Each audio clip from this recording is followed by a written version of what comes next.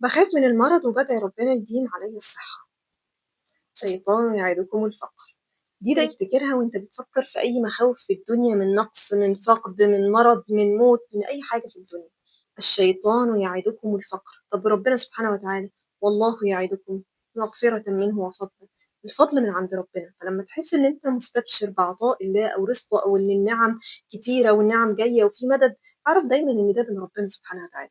ولما تلاقي دايمًا مخاوف من فقد أو نقص أو مرض، اعرف إن ده من الشيطان. استعذ بالله من الشيطان الرجيم وحصن نفسك كويس جدًا. فدي أول حاجة. تاني حاجة، غالبًا إحنا بنخاف من الأمراض لما بيبقى عندنا تاريخ مرضي في العيلة، أو شُفنا قدّامنا حد بيتألم من المرض جامد جدًا، أو حد من المقربين عنده مرض مزمن، أو حاجات كتيرة أوي، أو مثلًا حصلت حاجة زي جائحة كورونا اللي اجتاحت العالم كله وعملت لنا كلنا تقريبًا أزمات في حياتنا، سواء بقى أزمات اقتصادية، سواء أزمات على مستوى ولادي مين هيرعاهم والحاجات دي كلها، سواء إن إحنا شُفنا الناس فعلًا توفاها الله سبحانه وتعالى، ربنا يرحمنا جميعًا في الجائحة دي أو غيرها. المهم إن الحاجات دي كلها بتعمل عندنا نوع من أنواع الهلع كده شوية من فكرة الأمراض. طيب أنا أعمل إيه في الموضوع ده؟ أول حاجة قُلنا خلّي بالك إن كل الوساوس دي هي جاية من الشيطان، وكلّها الشيطان بيعدكم الفقر، وعايزك تعيش متنكد، وعايزك تعيش دايمًا حزين وخايف، لإن ده أكيد هيوقّعك في قرارات غلط. عمر ما إنسان حزين وخايف على طول هيعرف أبدًا ياخد قرارات صح، بالعكس هو بيطفي بالنسبة لك المنطق عشان دايمًا تبقى حياتك كلّها قرارات غلط، بغض النظر هي قرارات إيه. تاني حاجة، إحنا محتاجين فعلًا نهتم بصحتنا يا جماعة. ممكن تكون مش من الحاجات اللي موجودة في الثقافة بتاعتنا، مش من الحاجات اللي اتربينا عليها، بس الحمد لله العصر اتغيّر والعلم كتر وكل حاجة بقت تدعونا إن إحنا ناخد بالنا من صحتنا. فإحنا مثلًا عندنا فكرة الكشف الدوري، اللي هو مثلًا أو التحاليل اللي بتبقى كل 6 شهور، طب ما دي أساسية فعلًا وفعلًا ممكن نعملها، حتى علشان أنا لو عندي فعلًا مرض وراثي في العيلة أكتشفه بدري وهكذا. رقم 2، إنه ممكن يكون أنا أصلًا في حاجات في أكلي غلط، فطبيعي إن هي توديني لأمراض، أو إن أنا باعمل حاجات في نظام حياتي بشكل عام هي أصلًا غلط، سواء في الأكل أو في الشرب أو في النوم أو في القعدة أو في أي حاجة هي فعلًا بتضرني. فأنا محتاجة أخلّي وقت من وقتي كده إني أهتم بصحتي، سواء إن أنا أتعلم الأول أهتم بيها إزاي، أو إن أنا أطبّق اللي أنا اتعلمته. فأول حاجة خلّي بالك إن دي وسوسة من الشيطان. تاني حاجة، أنت محتاج إن أنت فعلًا تاخد بالك من صحتك. تالت حاجة، ساعات إحنا بنهوّل جدًا، جدًا، جدًا موضوع المرض. يعني في ناس ممكن تصاب بأمراض كبيرة جدًا وتشوفها الناس مبسّطة الموضوع جدًا، عادي بتاخد حُقَن ورايحة وجاية وبتتعالج وربنا يعافينا يا رب. في ناس بتاخد كيماوي أو بتتعالج بحاجات يعني جامدة جدًا، ومع ذلك عايشين حياتهم عادي جدًا، وتكون أم والّا يكون أب عايشين حياتهم عادي جدًا، وناس تانيين ما جالهمش المرض أصلًا ومش عارفين يعيشوا حياتهم. فإحنا بنكبّر المواضيع زيادة عن اللزوم. أنا مش باقول إن دي حاجات صغيّرة، بس باقول إن إحنا ما بنحطّش الحاجات في قدرها. إحنا دايمًا بييجي معانا الحاجات دايمًا بالأقصى بتاعها، بأقصى حاجة ممكن تحصل.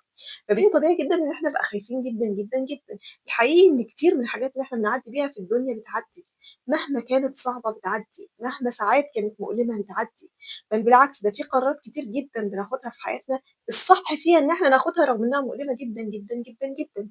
فالطبيعي إنه جزء من الألم ده نتعايش معاه ونفهمه ونحس إنه مش مشكلة إن إحنا يعدّي علينا ألم في حياتنا، بل بالعكس ده جزء من الحياة أصلًا الألم، سواء كان ألم جسدي أو ألم نفسي أو أيًا ما كان مصدر الألم. فتعامل مع الموضوع بشكل إن أنت فاهم الدنيا ماشية إزاي ومش مخضوض إن ده يحصل في الحياة، ساعتها هتحس إن قيمة خوف من المرض قلّت كتير جدًا. رابع حاجة، اتأكد إن ما فيش حاجة في الدنيا بتمنع قدر ربنا سبحانه وتعالى.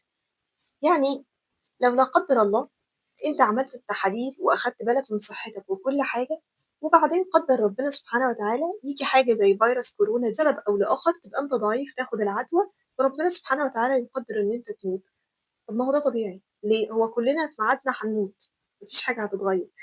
مهما كانت الأسباب، كانت كورونا، كان لا قدّر الله كانسر، كنا نمنا ما قُمناش، المهم إن كده الموت هيحصل لإن ده ميعاد الموت، ده حاجة مش بتتغيّر. بالتالي الفكرة كلّها إنه المرض هو إيه؟ هو وسيلة للموت؟ لأ. في ناس أصحاء جدًا وماتوا، وفي ناس مرضى الله أكبر وعاشوا بالمرض ده سنين. أنا أعرف قصص ناس كتيرة جدًا كان الدكتور يقول ده هيعيش سَنة، ده هيعيش سنتين، ده هيعيش 8 سنين.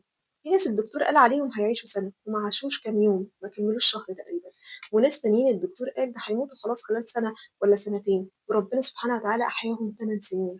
فالموت ما لوش دعوة خالص بالمرض، الموت ميعاد وأجل، بييجي في وقت معين، فمش محتاجين أبدًا، أبدًا، أبدًا إن إحنا نخاف منه لدرجة إن إحنا ما نعرفش نعيش. كده الدنيا بالنسبة لنا مش دار قرار، إحنا مؤمنين، مؤمنين إن في ربنا وفي آخرة. فإحنا بالنسبة لنا أصلًا الحياة الحقيقية هي ما ابتدتش، فمهما كان اللي بيحصل لنا هنا أو ألمنا أو أيًا ما كان، إحنا منتظرين عند ربنا سبحانه وتعالى في الآخرة عطاء والجنة من الله سبحانه وتعالى، وكل ألم مرّينا بيه والّا كل خوف والّا كل مشاعر صعبة والّا كل أفكار وجعتنا مرّينا بيها هنا وعرفنا نتحمّلها ونصبر عليها ونكمّل بيها، لعلها إن شاء الله في ميزان حسناتنا نلاقيها عند ربنا ونتفاجأ بيها بإذن الله يوم القيامة، عيش متفائل جدًا.